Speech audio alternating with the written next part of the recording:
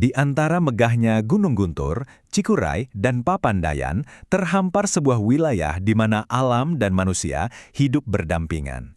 Hari ini, kita akan menyelami kisah Garut, sebuah cerita tentang tanah dan jiwa. Nah, setiap nama kan pasti punya cerita ya, begitu juga dengan Garut. Pernah kepikiran gak sih dari mana asal-usul nama Garut? Pertanyaan ini nih yang bakal jadi titik awal perjalanan kita buat mengungkap identitas sebuah wilayah yang kaya akan sejarah. Jadi, ternyata ada dua teori utama di balik nama ini. Teori pertama itu nyambung banget sama kondisi geografisnya. Katanya berasal dari kata Garut atau serut yang artinya terkikis. Masuk akal banget kan kalau kita lihat bentang alamnya? Nah, teori kedua ini lebih ke sisi sosial. Dari kata Gagarut yang artinya tempat orang-orang berkumpul. Keduanya ngasih kita gambaran yang unik. Garut itu ya bentukan alam sekaligus pusat sebuah komunitas. Sejarah juga ninggalin jejaknya lewat tulisan loh. Dulu dalam catatan kolonial Belanda namanya itu ditulis Garuet. Ini bukan cuma soal beda ejaan ya, tapi ini semacam penegasan kalau identitas Garut sebagai wilayah pegunungan yang khas itu emang udah dikenal sejak lama.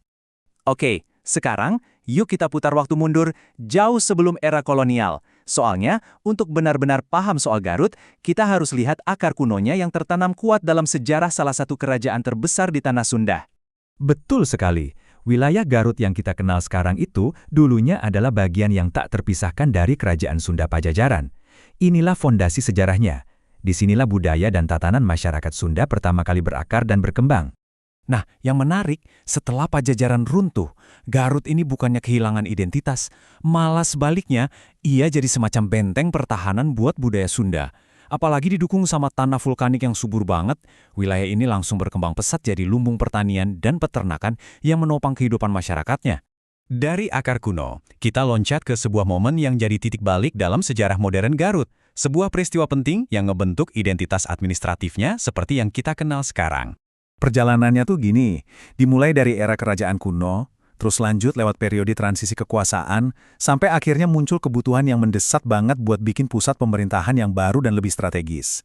Semua kejadian ini mengerucut pada satu tahun yang sangat krusial. Tahun ini dia, 1813. Coba deh, ingat-ingat tahun ini.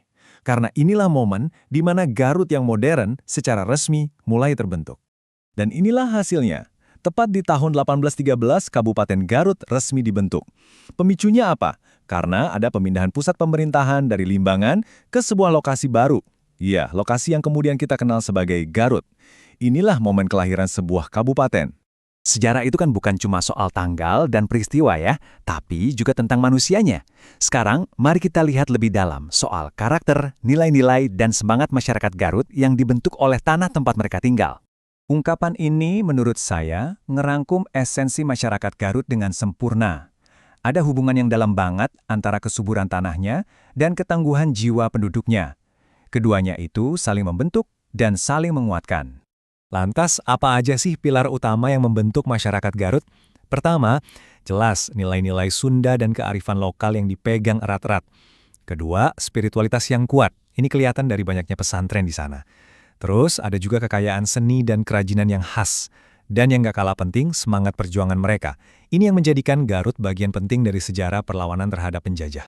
Menariknya, era kolonial juga bawa pengaruh lain loh. Karena udaranya yang sejuk, Garut jadi destinasi peristirahatan favorit buat orang-orang Eropa. Dan ini bukan sekedar soal liburan ya, pembangunan infrastruktur dan villa-villa gaya Eropa ini ikut ngebentuk wajah kota, menciptakan perpaduan arsitektur unik yang jejaknya masih bisa kita lihat sampai hari ini. Oke, kita udah menelusuri sejarah, asal-usul, dan budayanya. Sekarang, yuk kita satukan semua benang merah itu buat melihat potret Garut di masa kini. Seperti apa sih Garut hari ini? Kalau ngomongin Garut hari ini, pasti yang pertama kepikiran adalah alamnya. Warisan alam ini menjadikannya destinasi wisata utama, mulai dari pendakian gunung, menikmati kawah, sampai menjelajahi pantai di pesisir selatan, alam adalah daya tarik nomor satunya.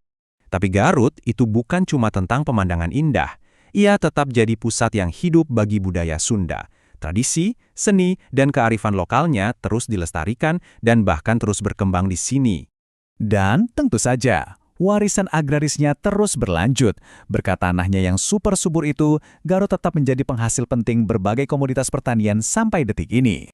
Nah, gabungan dari semua elemen inilah, alam yang memukau, budaya yang hidup, dan hasil bumi yang melimpah, yang menjadikan Garut sebagai tujuan wisata yang multidimensi dan menarik banget buat dikunjungi.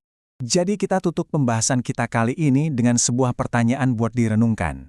Garut ini kan punya begitu banyak aset berharga ya, tapi di antara alam, budaya, dan sejarahnya yang kaya, warisan manakah yang menurut Anda akan jadi kekuatan pendorong utama dalam membentuk masa depannya?